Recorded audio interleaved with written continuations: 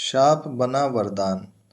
जो अपने आदर्श से नहीं हटता, धैर्य और सहनशीलता को अपने चरित्र का भूषण बनाता है, उसके लिए शाप भी वरदान बन जाता है। अर्जुन सशरीर इंद्र सभा में गया तो उसके स्वागत में उर्वशी, रंभा आदि अप्सराओं ने नृत्य किया। अर्जुन के रूप सौंदर्य पर मोहित हो उर्वशी उसके निवास स्थान पर गई और प्रणय निवेदन किया। साथ ही इसमें कोई दोष नहीं लगता, इसके पक्ष में अनेक दलीलें भी दी, किंतु अर्जुन ने अपने दृढ़ इंद्रिय संयम का परिचय देते हुए कहा, मेरी दृष्टि में कुंती, माद्री और सची का जो स्थान है वही तुम्हारा भी है। तुम पुरु वंश की जननी होने के कारण आज मेरे लिए परम गुरु स्वरूप हो।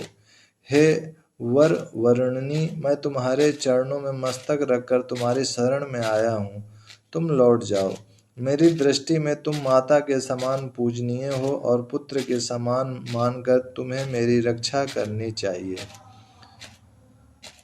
उर्वशी हाय भाव से और तर्क देकर अपनी काम वासना उर्वशी हाव भाव से और तर्क देकर अपनी काम वासना तृप्त करने में विफल रही तो क्रोधित होकर उसने अर्जुन को 1 वर्ष तक नपुंसक होने का शाप दे दिया। अर्जुन ने उर्वशी से शापित होना स्वीकार किया, परंतु संयम नहीं तोड़ा। जो अपने आदर्श से नहीं हटता, धैर्य और सहनशीलता को अपने चरित्र का भूषण बनाता है, उसके लिए शाप भी वरदान बन जाता है। अर्जुन के लिए शाप भी वरदान बन जा अर्जुन के लिए शाप भी वरदान बन जाता है। अर्जुन के लिए भी ऐसा ही हुआ। जब इंद्र तक यह बात पहुंची तो उन्होंने अर्जुन से कहा, तुमने तो अपने इंद्रिय संयम के द्वारा ऋषियों को भी पराजित कर दिया। तुम जैसे पुत्र को पाकर कुंती वास्तव में श्रेष्ठ पुत्र वाली है। उर्वशी का शाप तुम्हें वरदान रूप सिद्ध होगा। भूतल पर वनवास के 13वें वर्ष में तुम्हें अज्ञातवास करना पड़ेगा, उस समय यह सहायक होगा। उसके बाद तुम अपना पुरुषत्व फिर से प्राप्त कर लोगे। इंद्र के कथन अनुसार अज्ञातवास के समय अर्जुन ने विराट के महल में नर्तक वेश में रहकर विराट की राजकुमारी की संगीत और नृत्य विद्या सिखाई थी। तत्पश्चात वह शाप मुक्त हुआ। अर्जुन उर्वशी का यह प्रसंग पर स्त्री के प्रति मातृभाव रखने का सुंदर उदाहरण है। ओम ओम। संयम की आवश्यकता। सदाचारी एवं संयमी व्यक्ति ही जीवन के प्रत्येक क्षेत्र में सफलता प्राप्त कर सकता है। जब स्वामी विवेकानंद जी विदेश में थे तब ब्रह्मचर्य की चर्चा छेड़ने पर उन्होंने कहा, कुछ दिन पहले एक भारतीय युवक मुझसे मिलने आया था। वह करीब 2 वर्ष से अमेरिका में ही रहता है। वह युवक संयम का पालन बड़ी दृढ़ता पूर्वक करता है। एक बार वह बीमार हो गया तो उसने डॉक्टर को बताया। तुम जानते हो डॉक्टर ने उस युवक को क्या सलाह दी? कहा, ब्रह्मचर्य प्रकृति के नियम के विरुद्ध है, अतः ब्रह्मचर्य का पालन करना स्वास्थ्य के लिए हितकर नहीं है। उस युवक को बचपन में ही ब्रह्मचर्य पालन के संस्कार मिले थे। डॉक्टर की ऐसी सलाह से वह उलझन में पड़ गया। वह मुझसे मिलने आया एवं सारी बातें बताई। मैंने उसे समझाया, तुम जिस देश के वासी हो वह भारत आज भी अध्यात्म के क्षेत्र में विश्व गुरु के पद पर आसीन है। अपने देश के ऋषि मुनियों के उपदेश पर तुम्हें ज्यादा विश्वास है कि ब्रह्मचर्य को जरा भी ना समझने वाले पाश्चात्य जगत के असंयमी डॉक्टर पर। ब्रह्मचर्य को प्रकृति के नियम के विरुद्ध कहने वालों को ब्रह्मचर्य शब्द के अर्थ का भी पता नहीं है। ब्रह्मचर्य के विषय में ऐसे गलत ख्याल रखने वालों से एक ही प्रश्न है कि आप में और पशुओं में क्या अंतर है। यह बात सच है कि मन को काम वासना से हटाना बहुत कठिन है, लेकिन उसे एक बार भी वश कर लोगे तो वह जिंदगी भर तुम्हारे कहने में चलेगा। केवल ब्रह्मचर्य का पालन किया जाए तो अल्पकाल में ही सारी विद्याएं आ जाती हैं। श्रुतिधर एवं स्मृतिधर हुआ जो जा सकता है। ब्रह्मचर्य के अभाव में हमारे देश की भी बड़ी हानि हो रही है। प्रजा के रूप में हम निर्बल होते जा रहे हैं एवं सच्ची मनुष्यता खोते जा रहे हैं। ब्रह्मचर्य के प्रभाव से मन की एकाग्रता एवं स्मरण शक्ति का तीव्रता से विकास होता है। ब्रह्मचर्य सभी अवस्थाओं में विद्यार्थी, गृहस्थी, साधु, सन्यासी सभी के लिए अत्यंत आवश्यक है। सदाचारी एवं संयमी व्यक्ति ही जीवन के प्रत्येक क्षेत्र में सफलता प्राप्त कर सकता है। चाहे बड़ा वैज्ञानिक हो या दार्शनिक, विद्वान हो या बड़ा उपदेशक, सभी को संयम की जरूरत है। स्वस्थ रहना हो तब भी ब्रह्मचर्य की जरूरत है, सुखी रहना हो तब भी ब्रह्मचर्य की जरूरत है, और सम्मानित रहना हो तब भी ब्रह्मचर्य की जरूरत है। स्वामी विवेकानंद के जीवन में संयम था, तभी तो उन्होंने पूरी दुनिया में भारतीय अध्यात्म ज्ञान का ध्वज फहरा दिया। हे भारत के युवान व युवतियों, यदि जीवन में संयम सदाचार को अपना लो तो तुम भी महान से महान कार्य करने में सफल हो सकते हो।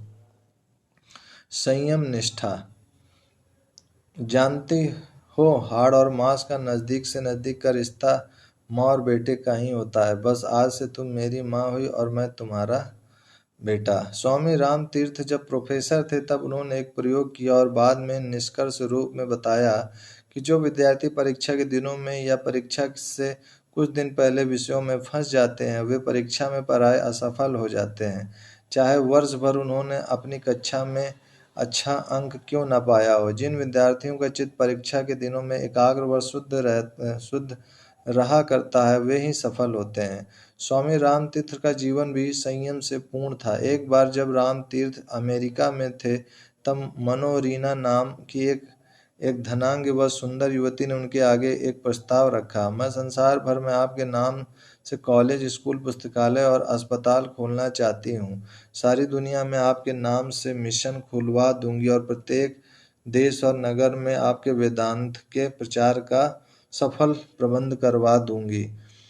वास्तव में युवती का मकसद कुछ और ही था। इन सब बातों से वह स्वामी जी को प्रलोभन देने का प्रयास कर रही थी, किंतु राम तीर्थ भी अपनी निष्ठा में अटल थे। उन्होंने भी सहजता पूर्वक उत्तर दिया, दुनिया में जितने भी धार्मिक मिशन है वे सब राम के ही हैं। राम अपने नाम से कोई अलग मिशन चलाना नहीं चाहता, क्योंकि राम कोई नई बात तो कहता नहीं। राम जो कुछ कहता है वह शाश्वत सत्य है। परंतु उस युवती ने जब बार बार वही बात दोहराई तब स्वामी जी ने पूछा, आखिर आप चाहती क्या हैं? इस सीधे प्रश्न पर उसने कहा कि मैं केवल अपना मिसेज राम लिखना चाहती हूँ। मैं आपके नज़दीक से नज़दीक रहकर आपकी सेवा करना चाहती हूँ। इस प्रकार जब वह युवती बार बार नज़दीकी रिश्ते की बात करने लगी तो राम तीर्थ ने भी कह दिया, जानती हो, हाड़ और मांस का नज़दीक से नज़दीक का रिश्ता माँ और बेटे का ही होता है। बस आज से तुम मेरी माँ हुई और मैं तुम्हारा बेटा। युवावस्था के प्रारंभ में स्वामी राम तीर्थ अत्यंत क्षीण काय और दुर्बल थे। उनका स्वास्थ्य इतना चौपट था कि उसके सुधरने की कोई आशा नहीं की जा सकती थी, किंतु केवल अपने दृढ़ संकल्प और संयम के बल पर उन्होंने अपने शरीर को पुष्ट व स्वस्थ बना लिया। एक बार अमेरिका में उन्होंने शास्ता पर्वत की चोटी पर चढ़ने की प्रतियोगिता में भाग लिया, जिसकी ऊंचाई समुद्र तल से 14,171 फुट है। इस प्रतियोगिता में राम को प्रथम पुरस्कार प्राप्त हुआ। एक बार वे मैराथन रेस भी दौड़े थे, पूरे 26 मील 42 किलोमीटर की उस दौड़ में भी उन्होंने प्रथम स्थान प्राप्त किया था। सफलता की नींव है संयम निष्ठा। स्वामी राम तीर्थ की संयम निष्ठा ने उन्हें लौकिक सफलताएं तो क्या परम सफलता आत्म साक्षात्कार की भी प्राप्ति कराई थी। निर्भयता का रहस्य। हाँ, वह आता है, परंतु उसे मेरे मकान के बाहर ही खड़े रहना पड़ता है, क्योंकि वह मुझे कभी खाली ही नहीं पाता। स्वामी दयानंद का ब्रह्मचर्य बल बड़ा अद्भुत था। वे शरीर से हष्ट-पुष्ट, स्पष्टभाषी एवं निडर व्यक्तित्व के धनी थे। उनके संयम का ही प्रबल प्रभाव था कि विरोधियों ने उन्हें 22 बार जहर देने की कुचेष्टा की, किंतु उनके शरीर ने उसे दूध घी की तरह पचा लिया। एक बार अलीगढ़ में वे एक मुसलमान के यहाँ ठहरे हुए थे। अपना भोजन स्वयं बनाकर खाते एवं शाम को पुराने शरीफ पर प्रवचन करते। वे कहते, एक तरफ तो बोलते हो कि अल्लाह अल्लाह अल्लाह के सिवा कोई नहीं है, सब में अल्लाह है, और दूसरी तरफ बोलते हो कि हिंदुओं को मारो काटो, वे काफिर हैं। ये कैसे नालायकी के विचार हैं। एक दिन गांव के आगेवानों ने उनसे कहा, स्वामी जी, आप एक मुसलमान के घर रहते हैं और मुसलमानों को खरी खोटी सुनाते हैं, थोड़ा तो ख्याल करें। इस पर उन निर्भीक बाबा ने कहा, जिनके यहाँ रहता हूँ उनको अगर सत्य सुनाकर उनकी गलती नहीं निकालूंगा तो फिर और किसको सत्य सुनाऊंगा। एक बार जोधपुर के महाराज जसवंत सिंह द्वितीय एक वेश्या के साथ सिंहासन पर बैठे हुए थे। वे उस वेश्या पर बड़े आसक्त थे। तभी संदेशवाहक ने राजा को सावधान किया कि सन्यासी दयानंद पधार रहे हैं। दयानंद जी का नाम सुनते ही जसवंत सिंह के हाथ पांव फूल गए। उन्होंने शीघ्र पालकी मंगवाई और वेश्या को जाने को कहा। जल्दबाजी में पालकी एक ओर झुक गई। जसवंत सिंह ने आगे बढ़कर पालकी को संभालने के लिए कंधा दे दिया। ठीक उसी समय ऋषि दयानंद जी वहां पधारे। महाराज को वेश्या की पालकी को कंधा देते देखकर दयानंद जी ने सिंह गर्जना की। सिंहों के सिंहासन पर कुतिया का राज, इन कुतियों से कुत्ते ही पैदा होंगे। सारा दरबार थर्रा उठा और दयानंद जी वहां से लौट गए। एक राजा वेश्या की गुलामी करे, यह बात उन्हें बिल्कुल सहन ना हुई और परिणामों की परवाह किए बिना निर्भयता पूर्वक उन्होंने उसे धिक्कार भी दिया। एक बार किसी ने स्वामी जी से पूछा, आपको कामदेव सताता है या नहीं? इस पर उन्होंने उत्तर दिया, हाँ, वह आता है, परंतु उसे मेरे मकान के बाहर ही खड़े रहना पड़ता है, क्योंकि वह मुझे कभी खाली ही नहीं पाता। ऋषि दयानंद कार्य में इतने व्यस्त रहते थे कि उन्हें इधर उधर की बातों के लिए फुर्सत ही नहीं थी। यही उनके ब्रह्मचर्य का रहस्य था। ओम। आज़ादी की बुनियाद। आज़ाद को धाक धमकी और बेइज्जती के भय से अपना संयम सत्यानाश कर देना किसी भी कीमत पर स्वीकार न था। महान देशभक्त क्रांतिकारी वीर चंद्रशेखर आजाद बड़े ही दृढ़ प्रतिज्ञ थे। हर समय उनके गले में यज्ञोपवीत, जेब में गीता और साथ में पिस्तौल रहा करती थी। वे ईश्वर परायण, बहादुर, संयमी और सदाचारी थे। एक बार वे अपने एक मित्र के घर ठहरे हुए थे। उनकी नवयुवती कन्या ने उन्हें काम जाल में फंसाना चाहा। आजाद ने तुरंत डांट कर कहा, इस बार तुम्हें क्षमा करता हूँ, भविष्य में ऐसा हुआ तो गोली से उड़ा दूंगा। यह बात उन्होंने उसके पिता को भी बता दिया और उनके यहाँ ठहरना बंद कर दिया। सन 1925 में काकोरी कांड की असफलता के बाद आजाद ने काकोरी छोड़ा और एवं ब्रिटिश गुप्तचरों से बचते हुए झांसी के पास एक छोटे से गांव टिमिरपुरा पहुंच गए। कोई नहीं जानता था कि धोती एवं जनेऊ में सुसज्ज ये ब्राह्मण आजाद हैं। गांव के बाहर मिट्टी की दीवारों के भीतर आजाद रहने लगे। वे दिन भर गीता, महाभारत और रामायण के कथा प्रवचन से ग्रामवासियों का दिल जीत लेते थे। धीरे धीरे लोग उन्हें ब्रह्मचारी जी के नाम से संबोधित करने लगे। किंतु एक दिन आजाद अकेले बैठे थे कि इतने में वहां एक रूप यौवन संपन्न नारी आ पहुंची। आश्चर्यचकित होकर आजाद ने पूछा, बहन क्या बात है? क्या किसी शास्त्र का शंका समाधान करना है? वह स्त्री हंस पड़ी और बोली, समाधान ब्रह्मचारी जी, छोड़ो ये रामायण महाभारत की बातें, मैं तो आपसे कुछ मांगने आई हूँ। जिंदगी भर हिमालय की तरह अड़िग रहने वाले आजाद गंभीरता पूर्वक कड़क आवाज में बोले, तू घर भूली है बहन, जा वापस लौट जा। और बोली, बस ब्रह्मचारी जी, मैं आपके सामने स्वेच्छा से खड़ी हूँ, मैं दूसरा कुछ नहीं मांगती, केवल आपको ही मांगती हूँ। आजाद उठकर दरवाजे की ओर जाने लगे तो वह स्त्री बोली, मुझे अस्वीकार करके कहाँ जाओगे? मैं चिल्लाकर पूरे गांव को इकट्ठा करूंगी और इल्जाम लगाकर बेइज्जती कर दूंगी। आजाद को धाक धमकी और बेइज्जती के भय से अपना संयम सत्यानाश कर देना किसी भी कीमत पर स्वीकार न था। वे बहादुर, संयमी और सदाचारी थे। वे दौड़कर दरवाजे के पास पहुंचे, दरवाजा पर धक्का मारा, किंतु दरवाजा बाहर से बंद था। अब क्या करें? आजाद क्षण भर स्तब्ध रह गए। दूसरे ही क्षण उनके मन में बिजली कौंधी।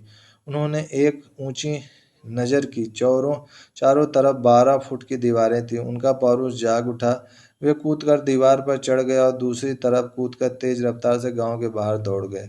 यह उनके ब्रह्मचर्य का बल नहीं तो और क्या था। रूप यौवन संपन्न नारी सामने स्वेच्छा से आई, फिर भी देश के लिए अपना सर्वस्व न्यौछावर करने वाले आजाद को वह बांध ना सकी।